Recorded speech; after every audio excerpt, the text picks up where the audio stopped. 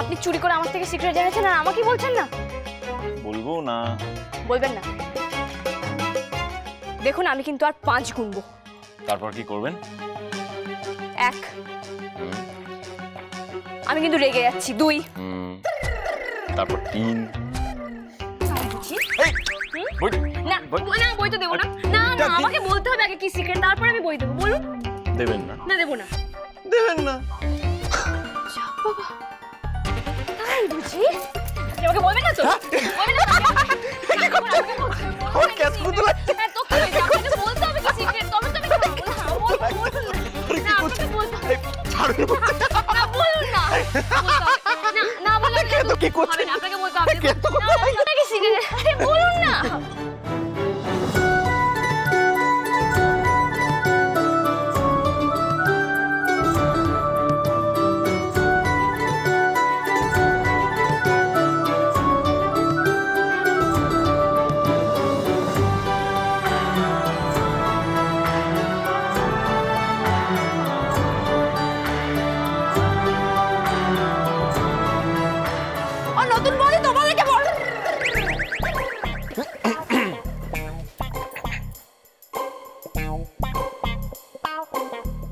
বলছি যে বড় বাবু তোমাদের ডাকছে।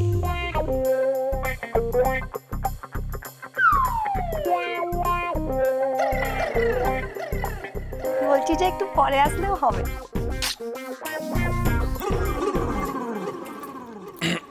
আপনি কিন্তু বললেন না।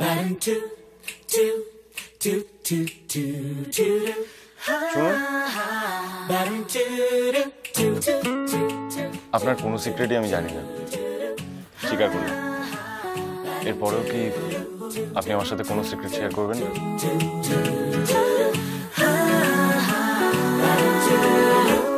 দেখতে বউ বউ কিন্তু মস্ত বউ বউ বেশি ছুটে গেছে কপালে। দেখতে বউ বউ কিন্তু মস্ত গো গো বেশি গেছি আমি অকালে। নিজেকে সেভাবে ভিক্টোরিয়া পারা যায়, বলো কি করিয়া ঘরে নাটকে দড়ি দিয়া বিয়ের পরে আজ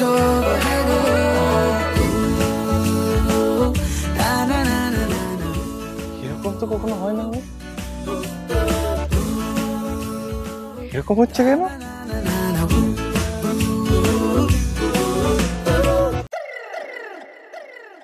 পোলাও মাংস?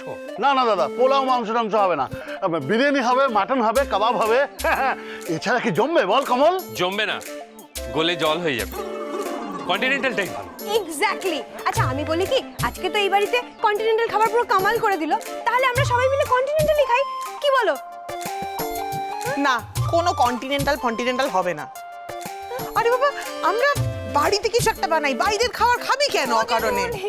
আরে শোন আমার কথা, আমরা নিজেরা রান্না করে স্পেশাল আইটেম সমস্ত খাওয়াবো চুনিকে বসিয়ে। কেমন হবে? একদম তুমি ঠিক বলেছো সাধনা। আমি তাহলে বাজারে যাই, ওই কালুর থেকে ওই কচি পাঠা আর ওই বাজার থেকে ভালো মাছের মাথা নিয়ে আসি, মুগ ডাল দিই। বাকি লিস্টটা আমি করি। হ্যাঁ কমল, আমি লিস্টটা করে দিচ্ছি, তুই বাজারটা সেরে ফেল। দাঁড়াস। হ্যাঁ তো এই তো আসল লোক এসে গেছে। চুনিমা, তাহলে তোমাকে সব ব্যাপারটা জানিয়ে রাখি, বুঝলে? এই হচ্ছে ওই আমাদের সেটা বলছি আমি বলছি ব্যাপারটা হচ্ছে যে আজকে আমাদের বাড়িতে তোমার অনারে একটা স্পেশাল খাওয়া দাওয়া হবে। তুমি যা যা খেতে চাও তাই আমরা খাওয়াবো। এবার তুমি মেনুটাকে বলো কি কি তুমি খাবে। হ্যাঁ, কিন্তু আমি আর কি খাবো? 7-8 রকম বলবে, না হলে কিন্তু স্পেশাল বলে ব্যাপারটা হবে না কিন্তু। তাই বুঝি? তা এত যে খাওয়া দাওয়া হবে, হেসেল ঠেলবে কে? কেন? যারা এতকাল ধরে হেসেল ঠেলে যাচ্ছে তারাই হেসেল ঠেলবে। কারণ এর আগে কি আমাদের বাড়িতে হোলিতে, দশমীতে খাওয়া দাওয়া হয়নি? এই কি প্রথম খাওয়া না? হ্যাঁ এক্স্যাক্টলি, হয়েছে তো, এর আগে অনেকবার হয়েছে। আরে বাবা, এখন তো হোলি দশমী কিচ্ছু না, তাহলে আমরা কিন্তু পারবো না বলে দিই। কেন বড় বৌদি পারবো না কেন বলছো? চুনি একটা বড় কাজ করলো, ও সবের থেকে কম কিসের? মেজদা এখনো কিন্তু কিছুই করেনি। আবার কি করবে? আপনি ভুলে গেছেন বোধহয় মেজদা, রাহুল এ বাড়িতে আগেও এসেছিল আর রাজিকে পছন্দও করেছিল। সেবার কিন্তু বিয়েটা বিগড়ে যেতে একটুও সময় লাগেনি। ইনফ্যাক্ট আজকেও তো ভূতটা সবকিছু বিগড়েই দিতে চেয়েছিল। আর রাহুল তো তাই থেকেই জানতে পারলো যে সত্যি সত্যি এ বাড়িতে ভূতের উপদ্রব আছে। আবারও যদি সবটা বিগড়ে যায় তখন কি হবে? আচ্ছা বিয়েটা হয়ে যাক, তখন না হয় দেখা যাবে। থাক না ছোট, আর অলুক্ষণে কথাগুলো না বললেই না। না না, তুই হেসেল ঠেলতে চাস না, ঠেলবি না। আমি তো মরে যাইনি, আমি নিজে ওর পছন্দের সমস্ত রান্না করে ওকে খাওয়াবো, কেমন? চুনি বলো, তুমি কি কি খাবে বলো। হ্যাঁ রে মেজো, খুব দেখছি তুই ওই চুনির দল ভারী করছিস এখন। তা তো একটু করছি দিদি, আমি তো আর তোমার মতো অকৃতজ্ঞ নই। কি বললি তুই? মেজমা আমি একটু থামো চুনি, আজকে আমি একটু কথা বলি। তুই তো জানোই দিদি, আমার সত্যি কথা বলার বদ অভ্যেস আছে। ও তুই শুধু একাই সত্যি কথা বলতে জানিস মেজো, আমরা বুঝি জানি না। মানে মানে ওই যে তুই আমাকে অকৃতজ্ঞ বলি না, তাই বলছিলাম আর কি। আচ্ছা কেন বলবো না বলো তো দিদি? মধুজার তো বাচ্চাটা হচ্ছিল না কত দিন ধরে, এই মেয়েটার জন্য হলো। তোমার নাতি হলো দিদি, তুমি তো একবারের জন্য ওই মেয়েটাকে কাছে ডেকে ভালোবেসে দুটো মিঠে কথা বলতে পারতে। যেটা করলে না, উল্টে ওই মেয়েটাকে কিভাবে নাজেহাল করা যায় সেটার জন্য তুমি উঠে বসে লাগলে। কোথা থেকে একটা ভাইজিকে নিয়ে এসেছো দিদি? কেন এনেছো সে কি কারোর জানতে বাকি আছে? কি সত্যি না মিথ্যে?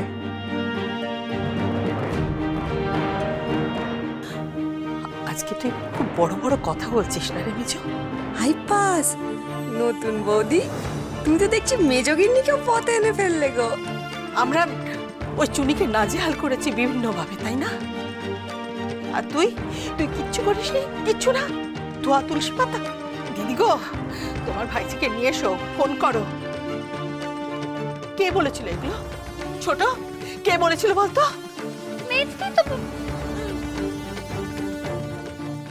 আজকে ও তোর মেয়ের বিয়ে ঠিক করেছে বলে তুই ওর হয়ে ঝোল টানছিস। কি সত্যি বলছি তো?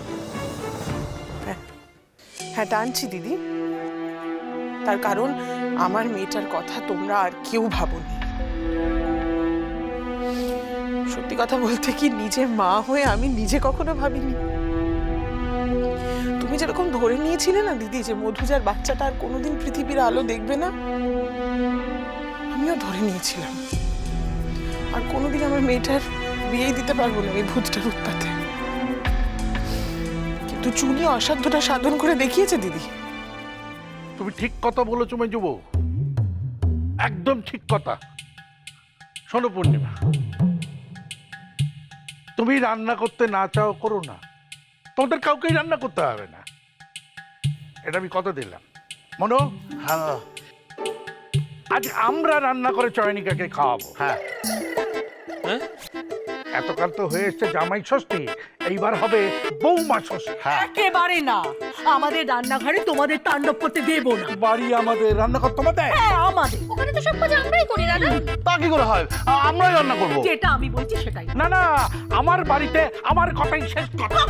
না সর্বক্ষণ না, বড়দি যেটা বলেছে সেটাই হবে। না না না, হবে না, আমরা রান্না করে নেবো।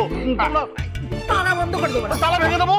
দেখি কেমন ভাঙো। হ্যাঁ, ভেঙে দেবো। একেবারে না, যা আমি বলেছি তাই। আমরা রান্না করবো।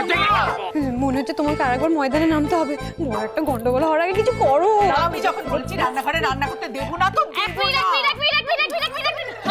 হল্ট, চুপ চুপ চুপ, সবাই চুপ। উঠোনে রান্না করো। উঠোনে কেন? হেসেল থাকতে না করতে দেবো ওকে হল্ট বললাম না, হল্ট। নো হল, নো হল, গ্যালোপিং গ্যালোপিং। আমরা তো ফার্স্ট প্যাসেঞ্জার, বুঝলি? উঠোনে আমরা মেলছেন মেলছেন। আমরা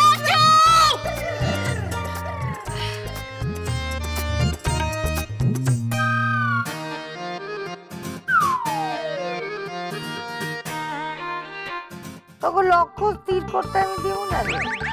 রাজির বিয়ে আমি কইতে দিব না।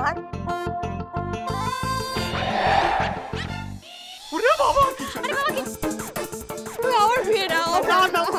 ও বাবা গো, দাঁড়া না, ও বটি। পুতুল বোতল পড়ি সবই তো ভাসছে, কি করে হলো? কিচ্ছু হবে না, কিচ্ছু হবে না।